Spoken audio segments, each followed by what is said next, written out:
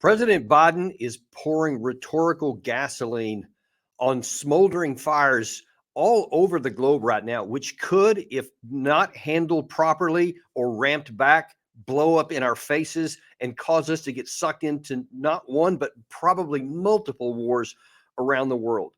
Now, if you think that's an exaggeration, we've got some things to show you here, which should alarm everybody. And as we're going to point out here, there are some potential consequences and some that are already occurring, which harm our national security in ways that you may not be aware of, but that you need to be aware of and that we all need to see change.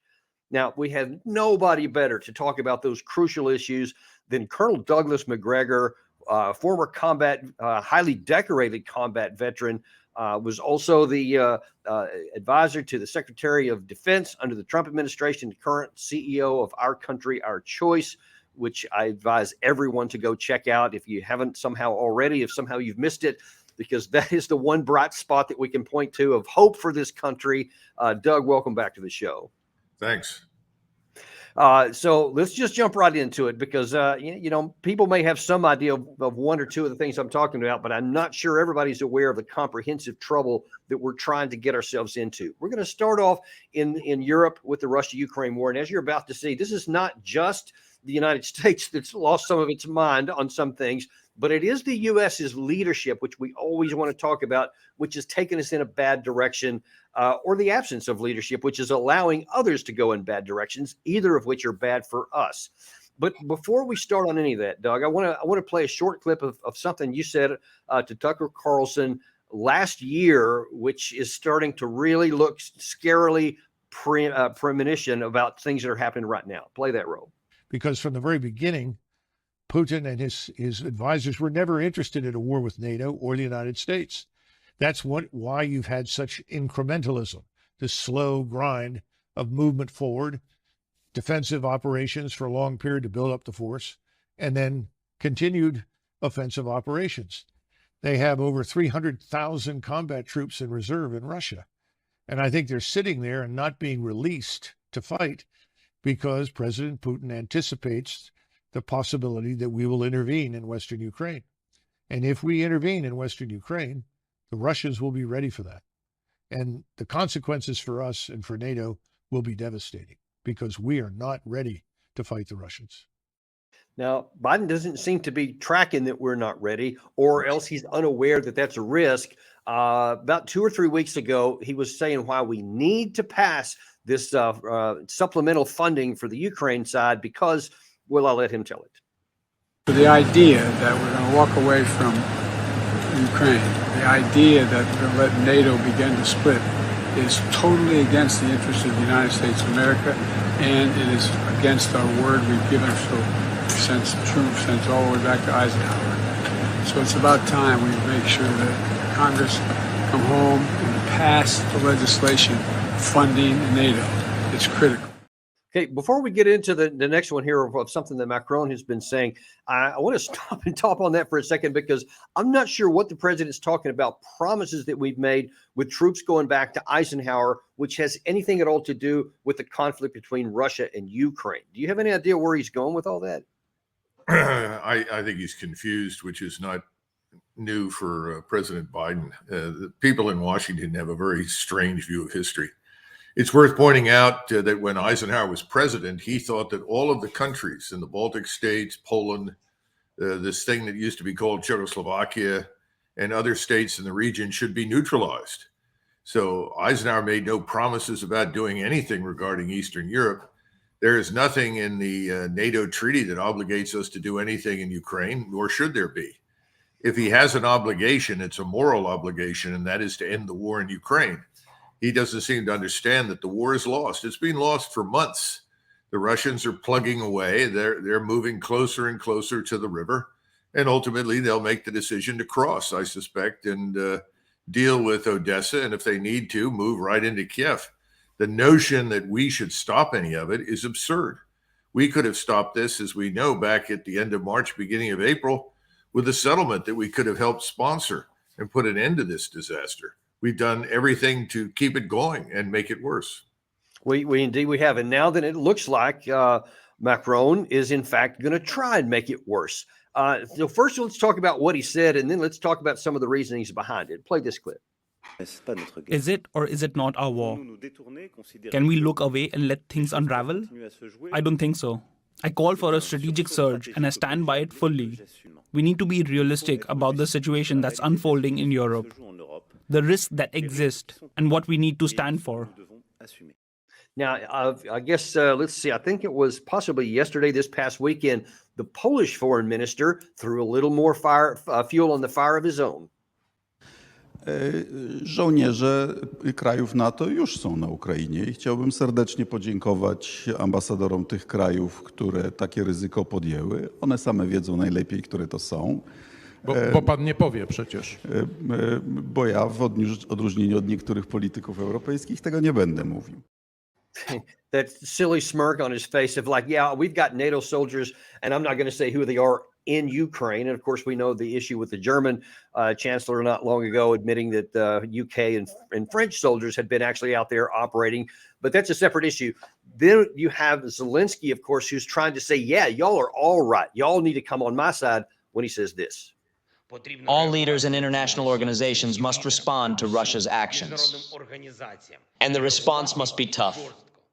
Putin does not want any peace. He only wants war and death. He does not care whom he kills. The main goal is to destroy. First Ukraine and Ukrainians. And then you, dear partners. That is why it is a matter of survival, and not only for Ukraine, that the world reacts to Russian evil and exerts pressure and hits back. So you keep seeing President Biden say routinely when he talks about this in public that, hey, Ukraine's not asking for our men. We're not going to send our men. They just want the help. But now you're seeing that he's laying the foundation of saying, you guys got to come help us, because if not, we're all going to die. He's going to come after all of us. And Doug, I get it why he says that. I mean, his country has been invaded. He wants help from anywhere else can get it. He'll say whatever to get them. I get that. But not Macron, not some of these other countries who have nothing to gain by a war with Russia and everything to lose. So what is their play here? Zelensky is the architect of war, death, and destruction for Ukraine. And as I've said before, he's not Ukrainian. He's from the East. He grew up as a Russian speaker. He's thoroughly Russified, has no use for Ukraine. He was picked up as a puppet by, the oligarch, Kolomoisky, and established in power with the blessing and support of people like Nuland. So that's the first point. Secondly, all of the globalist elites in Western Europe and in Eastern Europe are in trouble. They're in a position that is untenable. Macron is very weak. Scholz is weak, which is why Scholz is running away from Macron and his dumb ideas as fast as he can go. The globalist elites that are ruling Western Europe, and frankly, that are governing us here, are in a very dangerous position. They are probably going to be removed in the near future. This is their last-ditch attempt to stay in power. How do you stay in power when you're losing? Well, you pretend that there's a great enemy out there that threatens everyone. You try to convince everyone that you are their savior, and that's what Macron and his contemporaries are trying to do. It's not working. The leadership of the French army has scoffed at the idea of sending anybody to Ukraine. They know that the French military is in no position to go there and do anything. The same thing is true for the rest of the European militaries. Anybody who suggests otherwise is crazy. We are in no position to attack into Ukraine. Our position is fragile. We're not ready for a war of any magnitude against any major power on the planet. So it's all nonsense. It's empty rhetoric. It's designed to create an illusion they hope will keep them in power. It's not going to work. Now, we're going to talk specifically about that issue about the United States Armed Forces, and that's a part of this. I want to illuminate that people may not be aware of just how much trouble we're in internally on that. And I know that's an issue close to near and dear to your heart.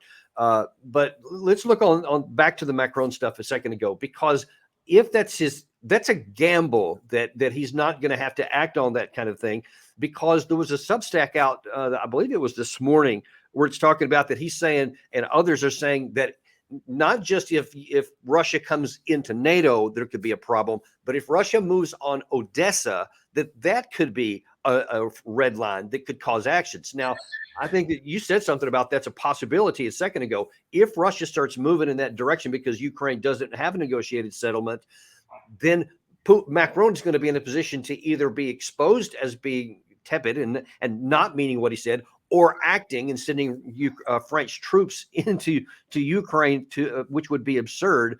So where is that going? The only thing worse than provoking an unnecessary war is to try and bluff your way through one. And that's what everybody in the West is busy doing. We've run out of ammunition, out of equipment. We don't have enough trained troops. There's no stomach for it. The populations in Europe are beginning to slowly but surely wake up to reality that Russia poses no threat to them. So again, this is all an illusion. Now, as far as Odessa is concerned, it was made pretty clear from the outset of this crisis and conflict that the Russians would move on those areas that historically were Russian and contained Russian speakers. Odessa was never part of Ukraine, just as Crimea was never a part of Ukraine. And the eastern portions in the Donetsk Basin were always Russian speakers and Russian people. All of this is nonsense. The Russian leadership has said when this is over, Kharkov, which is another historic Russian city, along with Odessa, will be Russian again.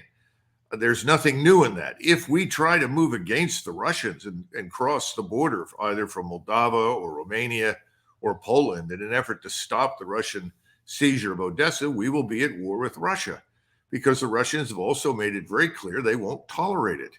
They will not tolerate a NATO presence in Western Ukraine. We're back to the original requirement. Well, yeah, I was going to say that's what started the war in the first place, is the NATO in Ukraine. Exactly. So if they go in there, they'll be at war with Russia. Russia's prepared for that. The general staff in Moscow has already been instructed to look at another 800,000 troops that could be mobilized for the purpose of waging wider war if required. This is not something the Russians want. Moscow doesn't want it. Putin's been trying to end this thing almost from the moment it started. We won't admit that because we're losing. And once you are in a losing position, you're going to do everything in your power with control of the media and the government to try and persuade your populations that you're not losing. Okay, funny you mentioned that, because that's a perfect segue into. Now, we have cut the music out of this because I don't want to get into any issues on YouTube here. But check out this video and we can talk over this one.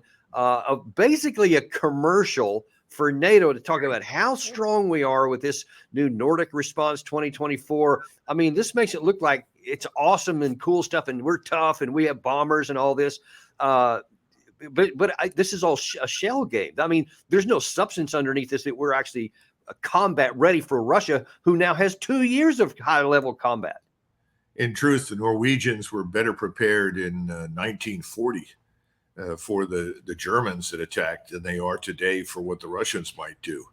And the German attack was feeble compared with what the Russians would launch. It's very tragic. And I see all these lovely girls in uniform pretending to be serious combat soldiers. And that, of course, is insane. The worst imaginable things would happen to those people on the battlefield. It's time for the people in Scandinavia, particularly in Norway, to wake up and smell the coffee.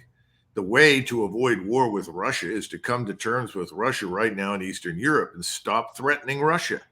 All this does, this video, is persuade the Russians that they now have a greater threat in Norway than actually exists. The same thing is true in Finland and Sweden, where they're talking about putting NATO forces up near the Arctic Circle with missiles that could threaten Russia. This is sheer insanity. All this does is make matters worse and exacerbate the tensions. But, it looks great on television. People puff up their chests. They feel wonderful. They think of themselves as something they are not.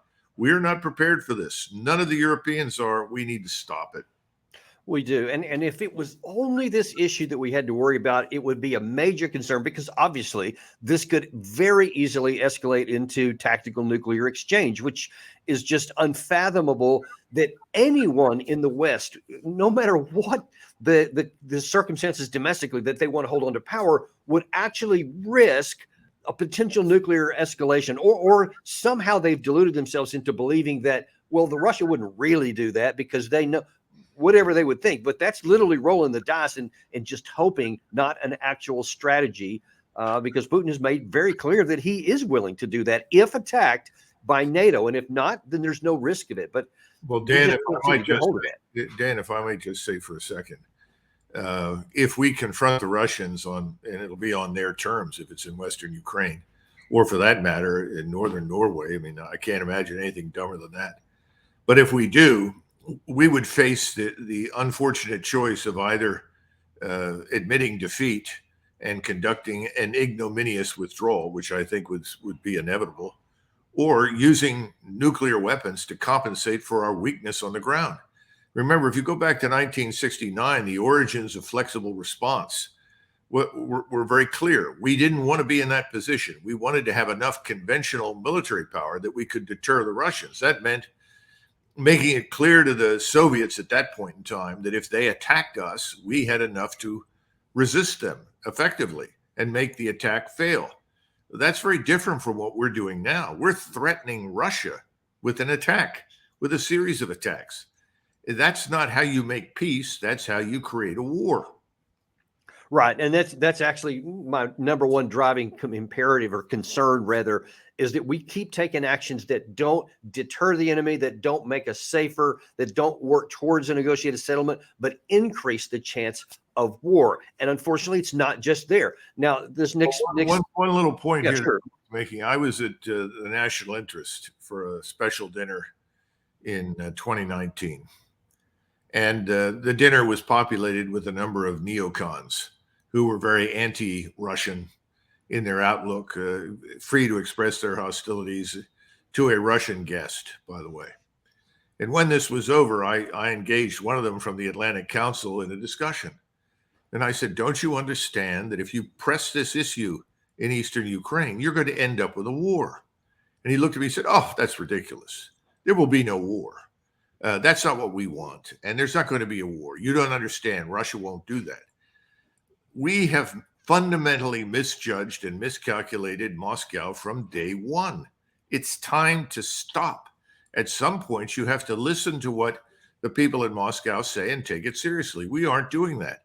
They've made it very clear. If we get involved in any way in Western Ukraine, we're going to end up at war with Russia. And that war could go to the global nuclear level unless we stay out.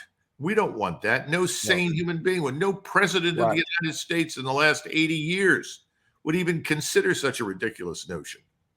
Right. That is my concern, that I don't want that to be a past tense thing. Hasn't in 80 years. I would like to see it continuing on forward.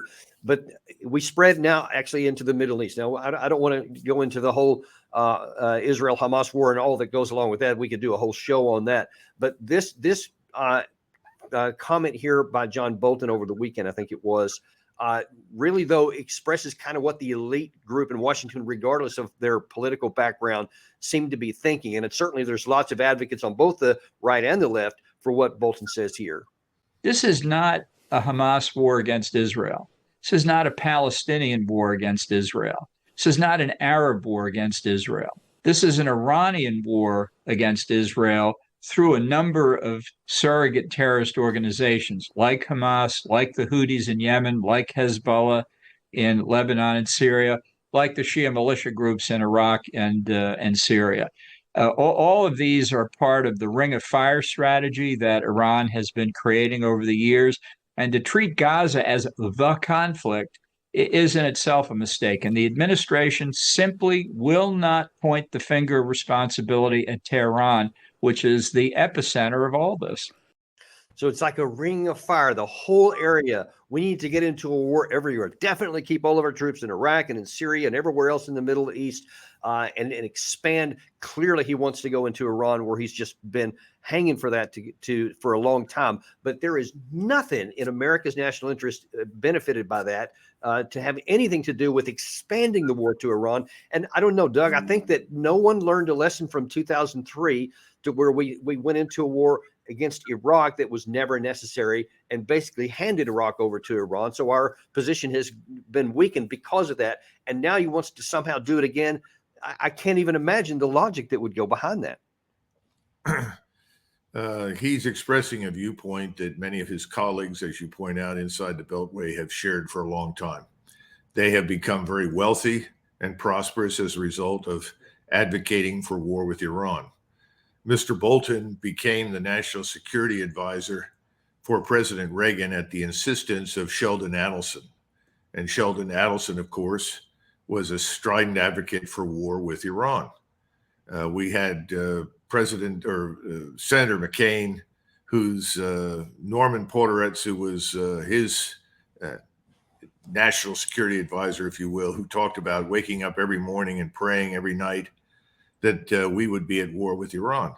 This is the same old trope. Nothing has changed. Iran, contrary to popular belief, is not behind everything. There are many, many forces operating in the region that have little or nothing to do with Iran. In fact, some of the most dangerous forces like ISIS were actually targeted against Iran and against Shiites inside Iraq and Syria. I think this is an old problem. It's not going to go away because these people are extremely well funded. Mr. Bolton is a millionaire and he didn't make that money in business. These are people that have benefited from the lobby. The lobby wants war. The lobby controls the House, the Senate, and right now the White House.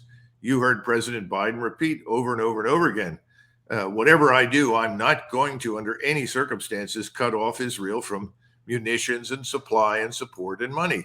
Well, if you're not going to do that, nothing is going to change in Gaza. And that's what everybody tells him. He knows that. This is a simple fact of life. So what Bolton is telling us is nothing new, but it's not true. It's a lie. There are many, many other forces at play here. And our interest today is the same interest that we have always had in the region, which is stability and prosperity. To get stability and prosperity, you need some measure of peace. We're not supporting any efforts to create peace. We're supporting efforts to cultivate wider war, and we're going to get it. When Ramadan ends, I would say all bets are off after the 9th and 10th of April. We're going to see people coalesce into new organizations and actions will be taken. It takes time for people in any region to come together to do anything, particularly in the Muslim world, but miraculously, this is happening. And I think it's unfortunate because it doesn't need to. We could stop it. Absolutely, 100%. But to your point there, in case anyone missed it, over the weekend, there was some, in fact, during the State of the Union, you may have heard President Biden was caught on a hot mic saying that he's going to have a come to Jesus meeting with Netanyahu. And over the weekend, he was asked, is there a red line? Because you've said that the Rafah operation is a red line. And he was asked, what do you mean by that? And here's his response. The defense of Israel is still critical. So there's no red line. I'm going to cut off all weapons so they don't have the Iron Dome to protect them. They don't have. But there's red lines that if he crosses, he cannot have 30,000 more Palestinians dead as a consequence of going after. There's other ways to deal with the trauma caused by Hamas. That was stunning even for Biden to literally say there, after saying there's a red line, then on national television, global observing, especially in Tel Aviv, to say, well, there really is no red line that I'm going to stop giving him. So basically, he just gave Netanyahu a huge green light to do whatever he wants. Mr. Netanyahu has only really one option at this point, and that is escalation. He's brought Israel into a confrontation with the region. At the moment, they think in terms of exclusively the Arabs in Palestine and Gaza. They are considering possibilities with Hezbollah, but they will undoubtedly go into Lebanon and take on Hezbollah. But they think they've mastered the moment. They think they've mastered the moment because they see us as their essentially obedient servant. And the readiness of the United States Armed Forces, probably air and naval power only, but nevertheless, to step in and support whatever they want to do. As long as that unconditional support in Washington and London exists for Mr. Netanyahu, he will escalate. And after Ramadan ends, I don't know if they're going to wait that long to go into Rafah or not, but once that ends, the entire region is going to go through a tremendous transformation. And we will be on our path to a regional war that we cannot easily stop. Right. We still have the opportunity right now, if we were willing to do it, to call a halt to all of this and insist on something else. But obviously, that's not going to happen. And that's exactly why the premise at the start of this show is that Biden is doing things all over the place that is pouring fuel onto potential for expanding war, not anything to dim it down. So we talked already about what happened what's happening in the Russia-Ukraine and the catastrophic consequence there and how we just keep rolling. Now here he's saying more fuel on the fire of wars here that's moving us in the opposite direction of peace. And even lately, we've had new additions here in North Korea. So during the Trump administration, during the time when you were there, Trump was trying to minimize that and to downgrade the threat and the tensions, and he reduced the amount of rehearsals, field exercises, all those kinds of things, joint maneuvers. But now then, according to this article here in today's Wall Street Journal, the stick in the equation is on display this month as the U.S. and South Korea conduct expanded annual springtime drills. This is the number of field exercises has doubled as participating troops, and an unprecedented 12 UN member states are involved, including these from France, Canada, and Philippines. Why? What is going on that would make us say, oh, the threat is growing when, I mean, North Korea had nuclear weapons during the Trump administration. That's not changed. Whether Kim Jong-un has said stuff, whatever, by ramping this stuff up, then Kim Jong-un, like Putin and like some of these in the Middle East, they ramp their side up when you start ramping up your military exercises here. What is going on with this North Korea issue in the the Biden administration? Well, remember when Trump went to Hanoi with an agreement, prepared to sign it with Mr. Kim, it was designed to denuclearize the peninsula. That agreement was sabotaged, subverted, and ultimately canceled with the help of Bolton and Pompeo, who were both certified neocons committed to confrontation and conflict. Unfortunately, President Trump, as was often the case in the past, backed away. He backed down. He shouldn't have. If we had pressed ahead with that agreement, which had strong support, by the way, from Beijing, because Beijing in particular doesn't like North Korea. The Chinese never had. They don't like it at all. They see it as a dangerous state that could easily drag them into a war they don't want to fight. And it happened to them once before in 1950. Right. The sponsor for North Korea historically is Moscow. It is Moscow that has come to North Korea's aid, provided them with equipment and technology.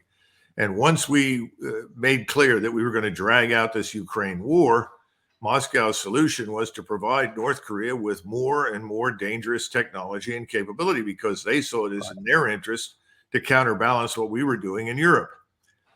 This is a spiraling problem that needs to stop. But what we are doing, predictably, is escalating.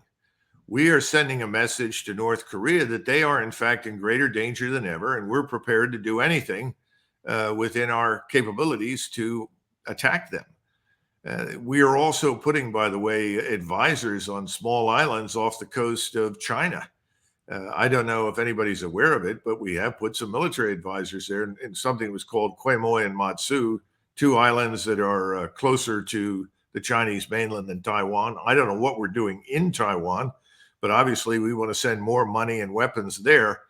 Everywhere along the Eurasian periphery, we are escalating because we have, for the last 50, 60 years, sometimes successfully, sometimes not, bullied, bombed, and sanctioned countries into agreement with us. Now, that did not work in Vietnam.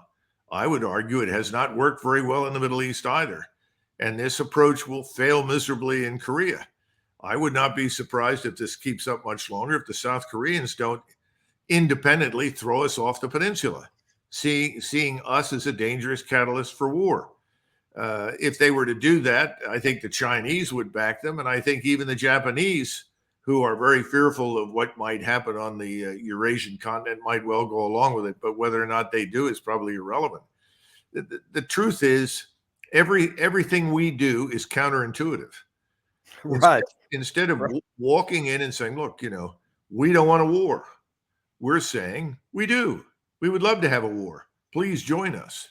People say, well, if you're taking this position of appeasement, well, I think this whole appeasement thing is misconstrued.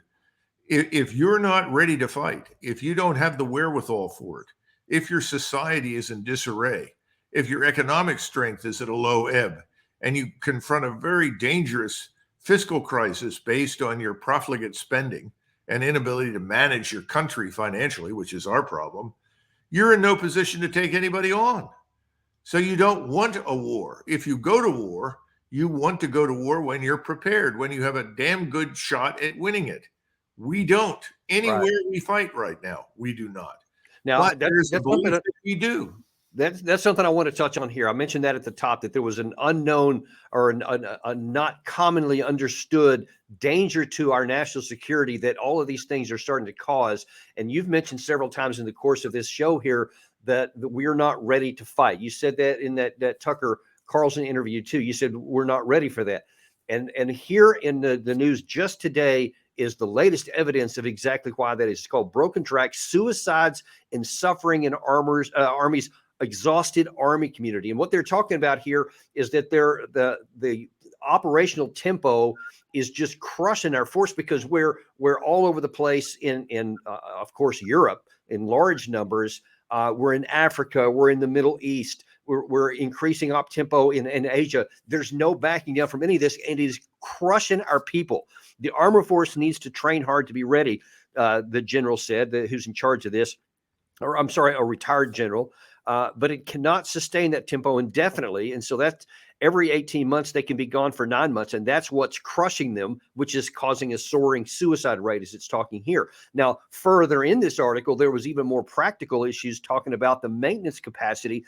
And they even had what they called maintenance queens of armored vehicles, where they don't have enough spare parts and maintenance people to fix stuff. So they just keep this one section of vehicles over here that's just used to rape for spare parts to keep the rest of them operational as much as they can. And those things can't be sustained. And Doug, nobody knows this better than you do, because you were an armored cav squadron commander. You of course led us in an armored battle, big armored battle in Desert Storm. So can you kind of give us a hint as to how serious this issue actually is? We've needed, certainly since the mid to late 1990s, a regular army of about 600,000 in order to sustain the operations around the world that we've been committed to. There's an unwillingness to admit that. And there has been a temptation repeatedly to take money and equipment and promises of modernization and silver bullet technology as a compensation for increasingly reduced manpower.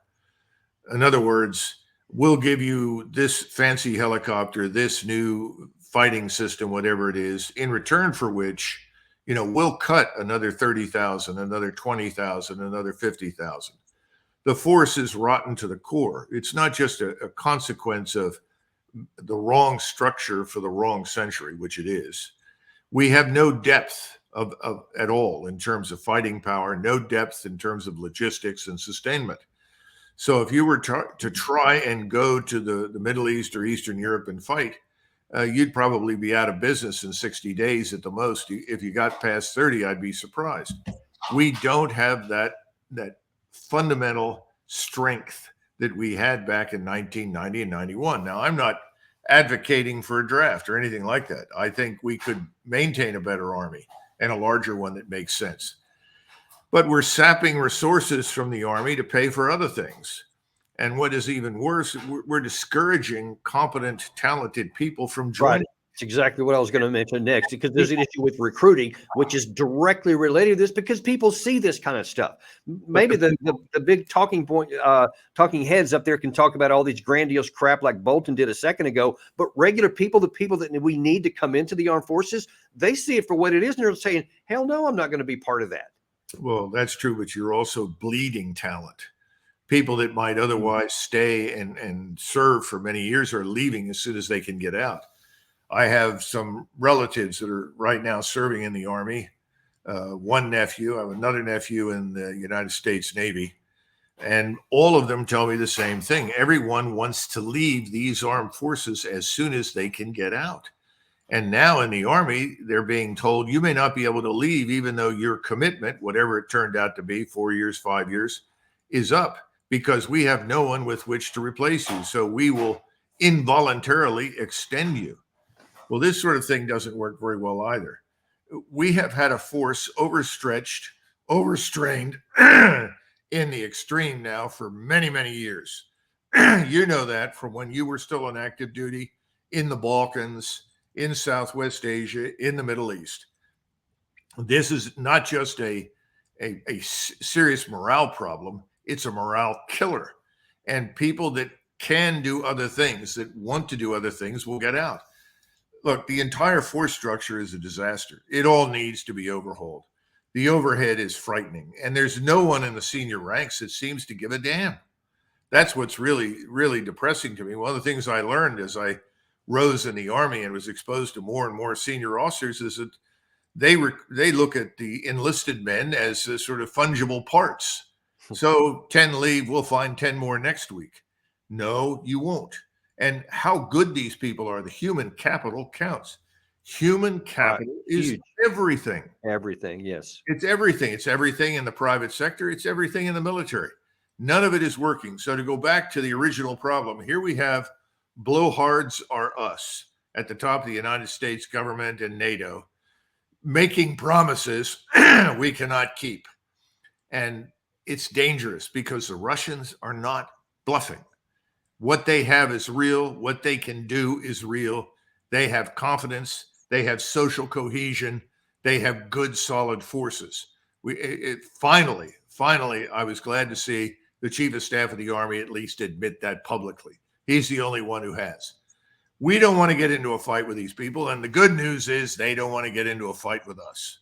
So everything we are doing right now is calculated to destroy us, to put us in a position that is untenable, from which we cannot recover. And that brings us back to the great fear. What do you do if you're failing miserably and in full retreat and face destruction? Well, you turn to a nuclear weapon. Right. And that's the last thing we want to do. We don't ever want to be in that position. That's why we develop flexible response. What we've got now is rigid, inflexible stupidity response. Right. That's got to stop. The American people don't want this. They're not being asked, but they know they don't want it. What they want is a secure border, an end to illegal immigration, an end to the criminality at home, and they want to get rid of these people that have been marched by the millions into their country that they cannot employ, let alone ever assimilate. And so I think I know the answer to this question here, but what if any of these fires that we're throwing gasoline on right now erupts and blows up, and our troops are actually called in to fight an actual war against a competent enemy, wherever it may happen to be? What do you think would happen in like, say, the first 6 months of any kind of conflict like that with the force we have right now? Well, I wrote a book called Margin of Victory, and the first chapter was about the British Expeditionary Force in 1914 and what happened to it. And the British Expeditionary Force of 1914 was, by British standards, a very good army, but it was very small. And I got it right here. Well, it was inadequately prepared. It went out and it did the best it possibly could. And by a miracle, France was saved from being overrun. But that force was sacrificed. We don't want to sacrifice 150 or 200,000 men. We don't want to do that. And unlike 1914, when the British had a French ally that put millions of soldiers into the field, we don't have an ally like that. We have no allies with any substantial military capability. That's the problem. The once great German army and air force no longer exists. They were the ones that we would have depended upon acutely in any crisis or conflict, as you know. That's gone. You can't build it up overnight. So the smart thing to do right now is to end this fighting, to cut the best possible deal that we can get for the Ukrainian nation, and to try and help the Ukrainians recover, which is very much open to question right now. Instead, the vulture capitalists want to go in and strip it and exploit it and use it for their own purposes. And no one in Europe is standing up against them. And no one in Washington seems to care. And why would they? Because they're also beneficiaries of the vulture capitalists' largesse. They are. And that's I'm 100% in agreement, 100% in agreement with that's what we should do. And obviously with our current leadership and the crazies you just mentioned, that seems pretty low that that's going to actually happen. Before I let you go, Doug, I do want to mention one other thing. You actually brought up the issue of the border or so. And I don't know if you caught this over the weekend, But during there was a bit of a clash during the State of the Union between Lake and Riley and Marjorie Taylor Greene. It's been covered a lot here. But over the weekend, President Biden discussed that and had a really strange thing to say about the assailant that actually killed her. Lincoln Riley, an innocent young woman who was killed by an illegal. That's right. But how many of thousands of people being killed by illegals? To her parents, I say, my heart goes out to you, having lost children myself. An undocumented person. And I shouldn't have used illegal. It's undocumented. And I'm not going to treat any of these people with disrespect. Look, they built the country. I just have to scratch my head when you don't want to insult the person who murdered a young woman in America. I don't get that. Well, we live in an upside down world. And the upside down world is one in which the criminals that commit crimes against American citizens are really misguided, slightly deranged, but okay, and should be released back into the population. And illegal immigrants or migrants, they're really okay. After all, they built the nation, which you and I both know is absurd nonsense. This is all too reminiscent of the Spanish Civil War. We haven't talked about that in the past, but that should be a conversation we have in the future. Because in the run-up to the Spanish Civil War, the so-called Republican left were communists, and they began talking about Sovietizing Spain, and they attacked everything that was Spanish. We're living in an environment right now where our government is attacking everything that is American. As I've said before, this government and its policies are effectively anti-American by design. It's frightening. And this is just another manifestation of that upside-down world that the people in Washington have been constructing. Well, Doug, like I said at the outset, the one piece of hope that we have is one of the groups that you're now starting to lead, which is Our Country, Our Choice, instead of the choice that's being made for us in Washington. And if it was just up to that, I would be pretty pessimistic about things. But I wish you continued success and more people to go join. If you're watching us and you haven't already, go to ourcountryourchoice.com. I think it is, right? Isn't that the address? Yeah. Ourcountryourchoice.com. Yep. And join that growing team. Because with numbers, we can actually influence the government in ways that they don't like and that ways that would be good for us. And keep in mind, we partner with other organizations that are like-minded. So they should not see us necessarily as a competitor, but they should see us as a collaborator because we all face the same problem. We're trying to solve it peacefully. We'd like to solve it at the ballot box.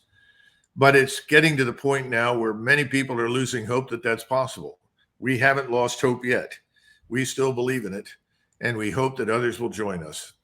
So exactly, because if the day it gets to that point to where it gets crossed and people generally on both the left and the right don't think that that's the only way to fix it, then you have some real serious problems that are going to be incredibly difficult and bloody to fix. And God help us if we ever get there. That's right. Thank you very much for coming on, Doug. We wish you continued success on that. And we thank all of you guys for coming in here today. Be sure and like and subscribe what we have here, because that's the one way that we can keep bringing great folks like Doug onto this channel and talking about these issues in ways that you do not hear anywhere else. We give you the straight skinny because we're unintimidated and uncompromised to bring you what you need. Ask you to join us again today at 3:00 as we're going to be going into more detail on how some of the Biden's leadership is causing some real problems and how we're basically forfeiting the leadership of our country and our interest to other leaders around the world. You're not going to want to miss that. 3:00 today, Eastern time. Thanks, and we'll see you next time on Daniel Davis Deep Dive.